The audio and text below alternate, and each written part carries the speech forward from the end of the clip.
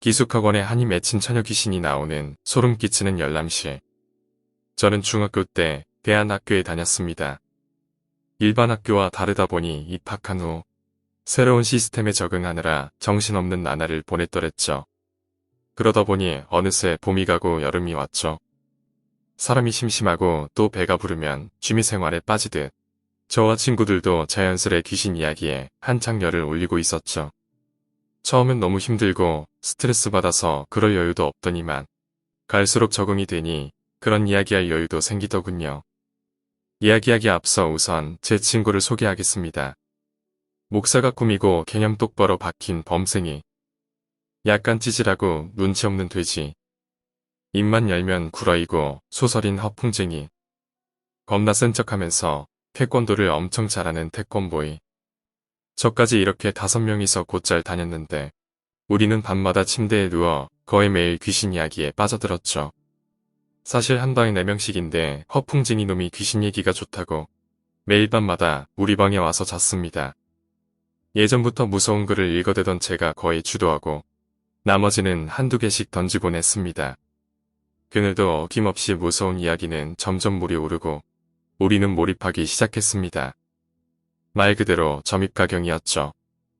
그때 갑자기 문이 확 열렸습니다. 진짜 심장 멎는 줄 알았죠. 모두 억하는 소리를 내면서 쳐다보니 선배였습니다. 약간 빡친 말투로 뭐 이 쫑알쫑알대냐, 잠 안 자냐 라고 했습니다. 사실 방음이 잘 안 되는 열악한 기숙사였습니다.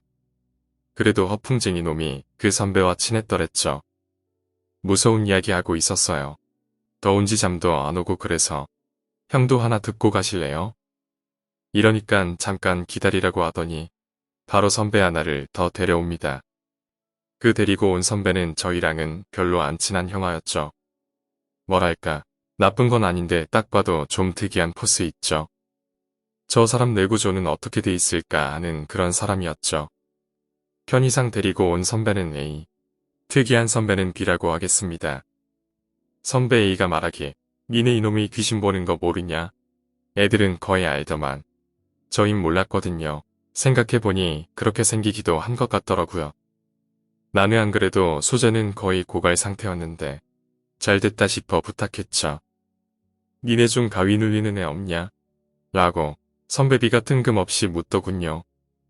저는 뜨끔했습니다. 제 친구들이 모두 저를 쳐다봤죠.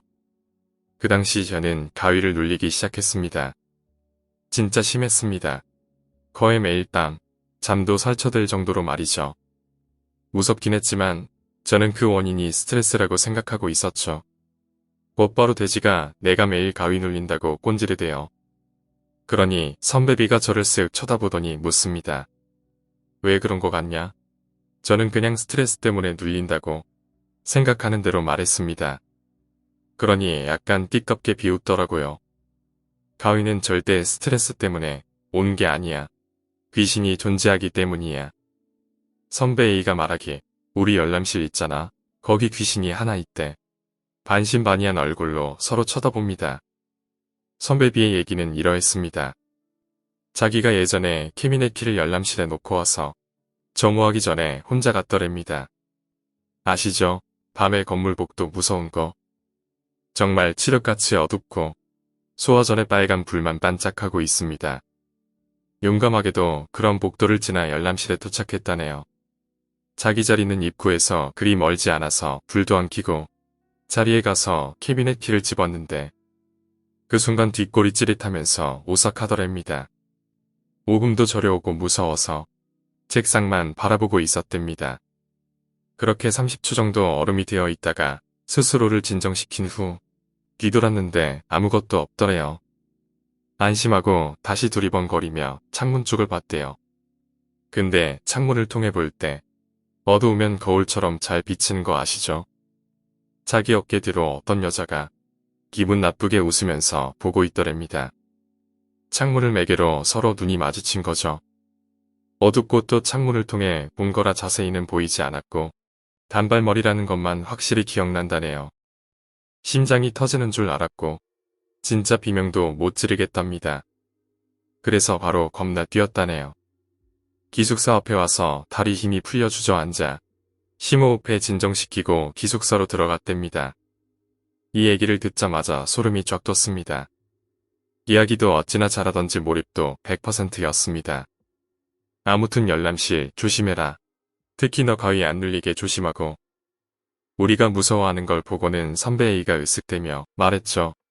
솔직히 그 얘기 무섭긴 했지만 아직도 나의 가위랑은 무슨 상관인 건지 모르겠네요. 열람실이랑 기숙사는 다른 건물이거든요. 그렇게 선배들은 돌아가고 우리는 무서웠다는 평을 남기고 오늘은 이만하자고 했습니다. 그리고 자려는 찰나 돼지가 한마디 합니다. 무슨 여자를 봤다는 소리를 1학년 애들한테도 들었는데. 그러자 자려는 분위기는 급반전되었고 우리는 빨리 걔를 불러오라고 했죠.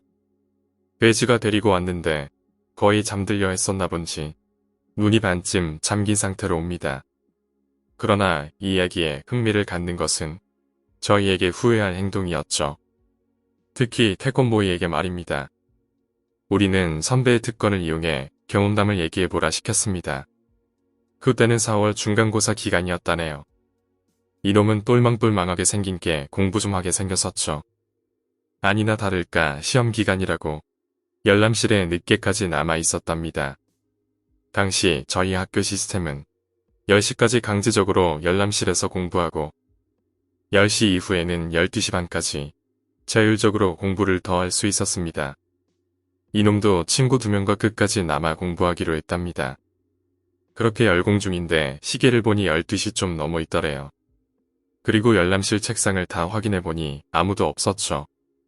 얘네 3명은 그래도 끝까지 공부하자 해서 남아 있었답니다. 같은 교실인데 일부러 책상으로 남녀가 따로 공부하도록 길을 차단해놨습니다. 공부를 마친 3명이 끝마치고 나가면서 기숙사 가려고 여자 쪽 입구를 지나가는데 그때 하나가 그녀를 봤다고 하더랍니다. 소문에 그녀는 얼굴이 이쁘고 인기 좀 있는 애였죠. 그래서 그 중에 걔랑 친한 놈이 이사하려고 들어갔답니다. 두 놈은 어색한 사이라 입구서 기다리고 있고요. 들어간 놈이 둘러보고 나오더니 아무도 없다고 왜 뻥치냐 하는 겁니다. 봤다는 놈은 또 지대로 봤다고 우깁니다. 그래서 셋이 같이 들어가서 보니까 아무도 없더랍니다. 한 놈이 책상 위로 올라가 남자 기숙사 쪽을 쳐다보니까 어떤 형체가 빠르게 입구로 나가는 걸 봤답니다. 셋은 얼른 뛰어가 봤지만 역시나 아무도 없었죠. 처음엔 그냥 이상했지만 뭔가 심상치 않음을 느끼고 얼른 기숙사로 도망갔답니다. 이 얘기를 듣자 소름이 돋아오네요. 친구들은 모두 감탄하고 고맙다고 하고 돌려보냅니다. 그리고 가보기로 결심했죠. 매일 가는 열람실이지만 일부러 새벽에 가보기로 했죠. 저는 새벽 2시부터 4시가 가장 그것들의 활동이 활발한 시간대라고 애들한테 말했죠. 그 말 듣고 애들 모두 그때 가기로 동의했습니다. 그리고 계획을 짰죠. 사감한테 안 걸리고 나가기 위해서는 딱 금요일로 답이 나오거든요. 금요일에는 집에 갈 사람들은 거의 다 가고 이번 주는 특히 사감도 집에 내려간답니다. 경비는 허술하니 밤에 돌아다니기도 딱 좋고요. 그 후 금요일 밤 예상대로 거의 다 집에 가고 학생은 20명도 채 안 남더라고요.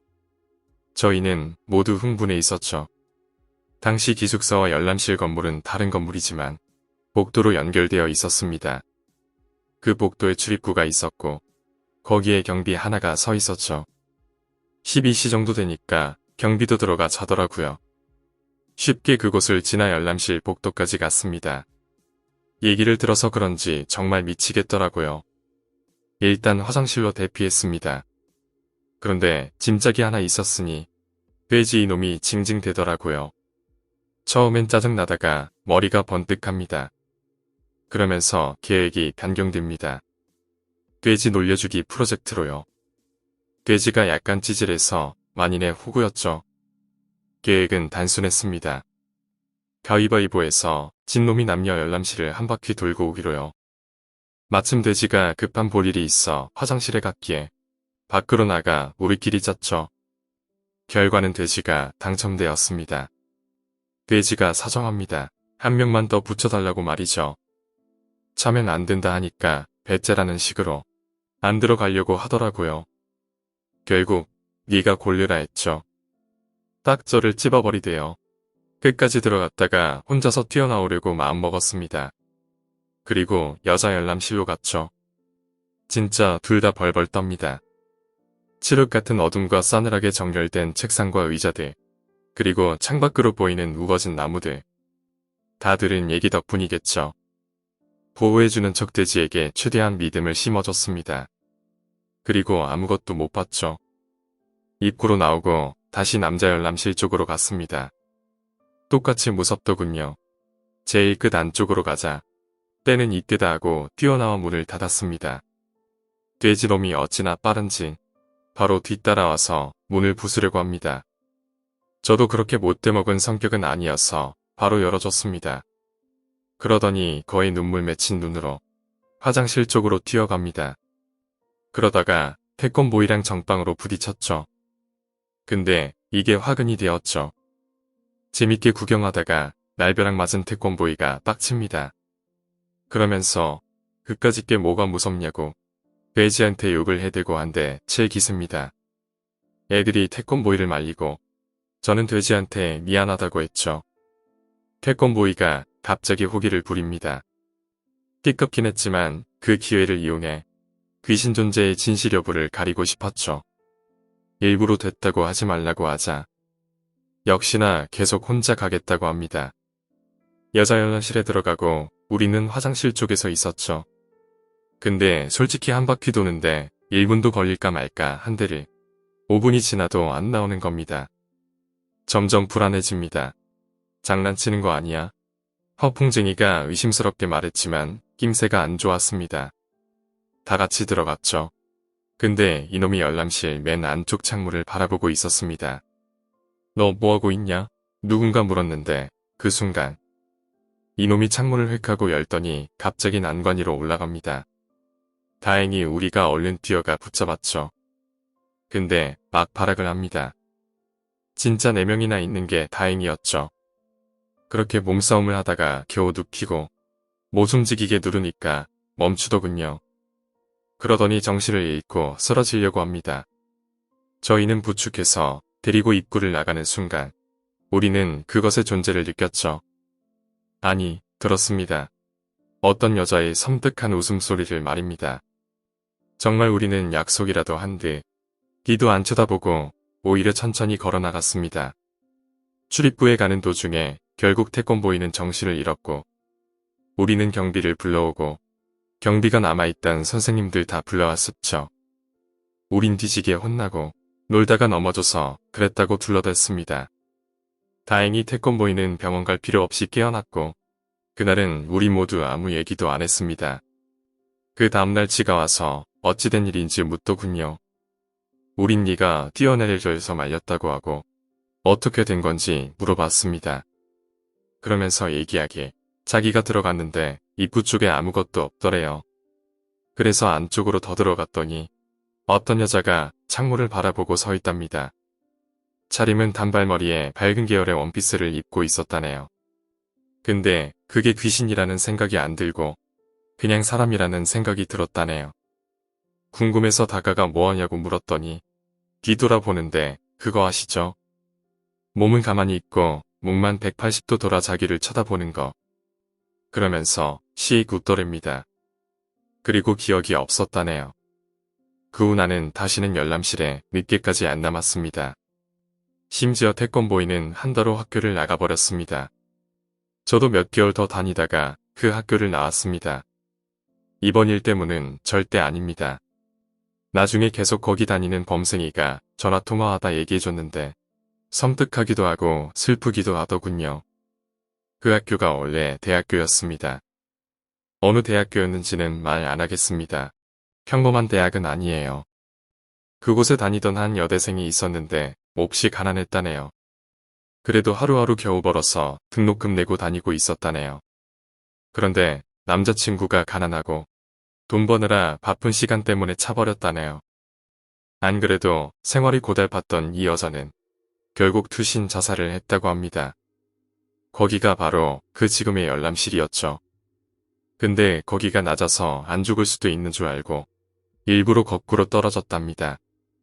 그렇게 머리는 박살이 나서 죽어갔다네요. 세상에 한을 품은 채 말이죠. 오늘 이야기는 여기까지입니다. 오늘 이야기가 재미있으셨다면 구독과 좋아요, 댓글 부탁드립니다. 댓글은 저에게 큰 힘이 됩니다. 감사합니다.